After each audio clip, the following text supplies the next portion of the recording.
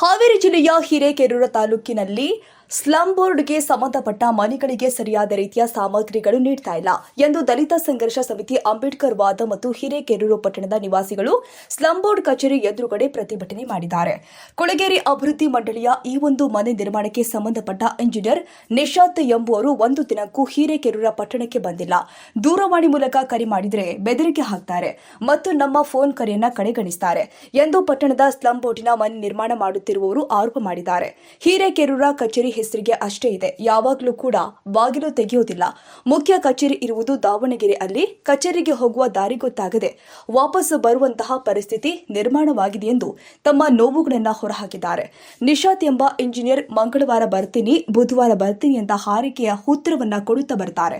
ಕೂಡಲೇ ಇಂಥವರ ಮೇಲೆ ಸಂಬಂಧಪಟ್ಟ ಅಧಿಕಾರಿಗಳು ಕಾನೂನು ರೀತಿಯ ಕ್ರಮ ತೆಗೆದುಕೊಂಡು ನಮಗೆ ನ್ಯಾಯ ದೊರಕಿಸಿಕೊಡಬೇಕು ಅಂತ ದಲಿತ ಸಂಘಟನೆ ಒತ್ತಾಯಿಸಿದ್ದಾರೆ.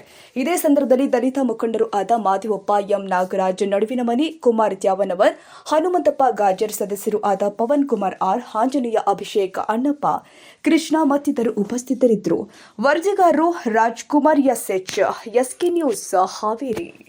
ಸ್ಲಂ ಬೋರ್ಡಿಂದ 250 ಮನೆಗಳು ಬಡವರಿಗೆ ನಿರ್ಮಾಣವಾಗ್ಯವು. ಆದ್ರೆ ಬಡವರಿಗೆ ನಿರ್ಮಾಣವಾದ್ರೆ ಅದಕ್ಕೆ ಸಂಬಂಧಪಟ್ಟ ಇಂಜಿನಿಯರ್ ಇವತ್ತಿನವರೆಗೂ ಹಿರೇಕೆರೂರು ತಾಲೂಕಿಗೆ ಬಂದು ಯಾರ್ದು ಏನಾಗೈತೆ ಅಂತ ಇವತ್ತುವರೆಗೆ ನೋಡಿಲ್ಲ. ಆಮೇಲೆ ಇಲ್ಲೊಂದು ಆಫೀಸ್ ಮಾಡ್ಯಾರ, ಹಿರೇಕೆರೂರು ಆಫೀಸಲ್ಲಿ ಮಾಡ್ಯಾರ.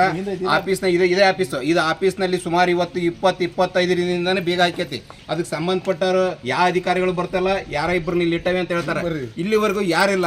ಸುಮಾರು ಇದ್ದಂಥ ಮನೆಗಳನ್ನ ಇವತ್ತೇನೋ ಸರ್ಕಾರದಿಂದ ಮನೆಗಳು ಬಂದಂಥ ಬಡವ್ರ ಬಗ್ಗೆ ಮನೆ ಕಡ್ಕೊಂಡು ಇವತ್ತು ಬೈಲಾಗಿದ್ದಂಥ ಮನೆ ಕಡ್ಕೊಂಡು ಬೈಲಾಗದಾರ. ಇದಕ್ಕೆ ಸರಿಯಾಗಿ ಮನೆ ಕಟ್ಟಕ್ಕೆ ಮೆಟೀರಿಯಲ್ಸ್ ಕೊಡ್ತಾ ಇಲ್ಲ. ಅಂದ್ರೆ ಇದು ಏನು ಉದ್ದೇಶ ಏನು?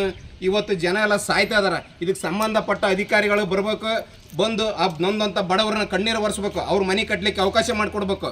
ಇಲ್ಲ ಅಂದ್ರೆ ಮುಂಬರ್ತಕ್ಕಂಥ ದಿನಗಳಲ್ಲಿ ಉಗ್ರವಾದ ಹೋರಾಟ ಹಮ್ಮಿಕೋಬೇಕಾಗತ್ತೆ ಅಂತ ಈಗ ನಮ್ಮ ಕರ್ನಾಟಕ ದಲಿತ ಸಂಘರ್ಷ ಸಮಿತಿ ವತಿ ಮತ್ತು ರೈತ ಸಂಘದ ವತಿಯಿಂದ ನಾನು ಹೇಳಲಿಕ್ಕೆ ಬಯಸ್ತಾ ಇದ್ದೇನೆ.